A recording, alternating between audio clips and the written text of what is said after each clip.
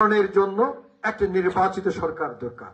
আজকে আপনারাই দেখেন, উপজেলায় গেলে আমি একটা কথা বলেছি, আরেক দল গিয়ে আরেকটা কথা বলে, আরেকটা গ্রুপ গিয়ে আরেকটা কথা বলে, শেষ পর্যন্ত কারো কোনো কাজ হচ্ছে না।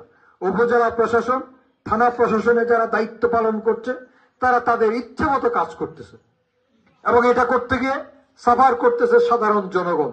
আজকে যদি একটি নির্বাচিত সরকার হতো, আপনার ম্যান্ডেট বা আপনি ভোট দিয়ে বানিয়েছেন, সেটা আমি হই, সেটা মর্তুজালি হোক, সেটা লতিফ হোক, যাকে আপনি নির্বাচিত করেছেন তার কিন্তু আপনার কাছে জবাবদিহিতা আছে। সেই জবাবদিহির জায়গা থেকে এখানে কোনো অন্যায় সে করতে পারবেন না। যদি ভোটের দরকার না হয়, আওয়ামী লীগের আমলে যদি ভোট ডাকাতি করে নির্বাচিত হতো তাহলে জবাবদিহি করতে হতো না, কিন্তু সেই সুযোগ বাংলাদেশ থেকে চিরতরে চলে গিয়েছে। ভোট ডাকাতির ভোট এই দেশে আর হবে না।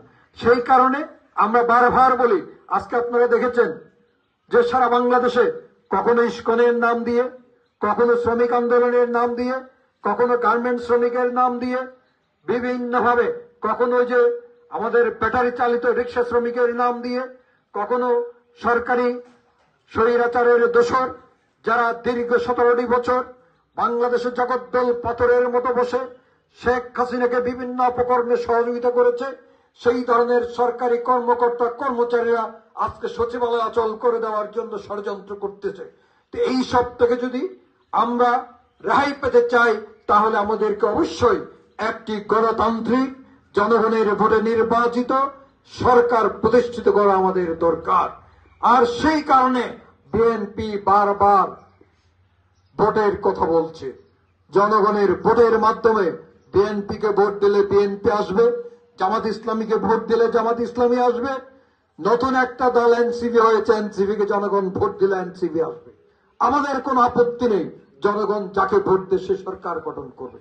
কিন্তু আজকে আমরা কি দেখি, আমাদের নেতা তারেক রহমান বলেছেন জাতীয় সরকারের কথা, কিন্তু আজকে আমরা কি দেখি, তারা অনেকেই ভোট চায় না। না চাওয়ার কারণটা কি আপনারা আজকে সেটা নিশ্চয় উপলব্ধি করতে পারবেন। সেটা হচ্ছে, সারা বাংলাদেশে যদি নির্বাচন হয়, জনগণের ভোটে বিএনপি বিপুল ভোটে নির্বাচিত হবে। সুতরাং নির্বাচনে তাদের জয়ী হওয়ার সম্ভাবনা নেই বিধায় তারা আজকে ভোট চায় না। তারা চায় এই সরকার 5 বছর থাকলে তাদের জন্য লাভ। কি লাভ? তারা থানায় গিয়ে মাতবরি করবে, উপজেলায় গিয়ে মাতবরি করবে, প্রশাসনের বিভিন্ন রন্ধ্রে রন্ধ্রে গিয়ে মাতবরি করবে, কিন্তু একটি নির্বাচিত সরকার চলে আসবে, এখানে 4 জনের মাতবরি চলবে না, 1 জনের মাতবরি চলবে। সেই কারণে তারা আজকে নির্বাচন চায় না, ভোট চায় না। তারা বলে দেশ ভালো চলছে। দেশ কোথায় ভালো চলছে? হ্যাঁ, আমরা স্বাধীনভাবে চলাফেরা করতে পারতেছি, কিন্তু আজকে দেশে যে চারিদিকে খুন, ছিনতাই,